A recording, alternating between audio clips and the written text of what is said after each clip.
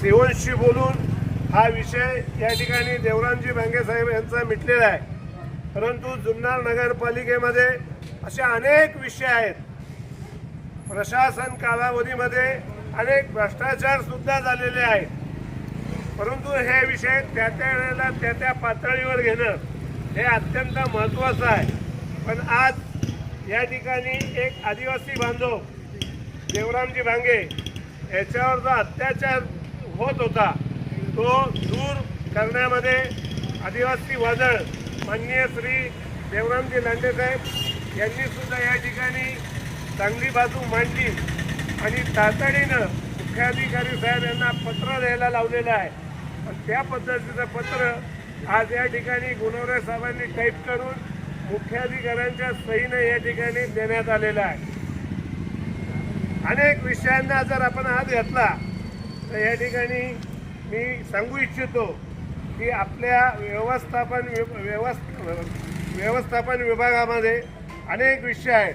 हे तातडीने लवकरात लवकर मार्गी लागणे, आरोग्य विभागाचे पण अनेक प्रश्न आहेत, ते तातडीने मार्गी लागणं हे अत्यंत महत्त्वाचं आहे।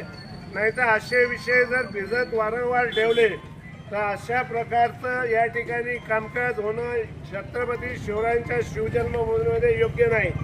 तर मुख्याधिकारी साहेब यांना सुद्धा मी जुन्नर शहराच्या वतीने विनंती करणार आहे की आपण या ठिकाणी कोणत्याही परिस्थितीमध्ये कोणाच्याही दबावाला बळी न पडता जुन्नर शहराचा कारभार हा पारदर्शक कसा होईल हेच या ठिकाणी पाहिलं पाहिजे। आणि प्रत्येकाला त्याचं जे म्हणणं आहे ते ऐकून घेऊन प्रशासकीय बाब जी आहे त्याला न्याय देणं हे मुख्याधिकाऱ्याचं काम आहे।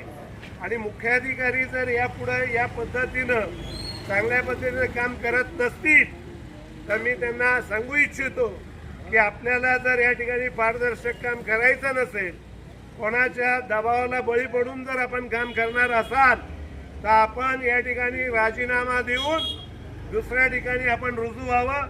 या ठिकाणी कुणीही अधिकारी येऊन या ठिकाणी चांगलं कामकाज करू शकतो, परंतु उगीचच दबावाला बळी पडून अनेक प्रश्न निर्माण करण्याचं काम मुख्याधिकाऱ्यांनी करणं योग्य नाही। मी वारंवार या ठिकाणी गेली 2 महिने ज्या वेळेला नगराध्यक्ष या ठिकाणी विराजमान झालेले आहे, या 2 महिन्याच्या कालावधीमध्ये आम्ही अभ्यास केला। त्या अभ्यासामध्ये अत्यंत गंभीर बाबी या ठिकाणी निदर्शनास आलेल्या आहेत। ते येणाऱ्या कालावधीमध्ये सर्व या ठिकाणी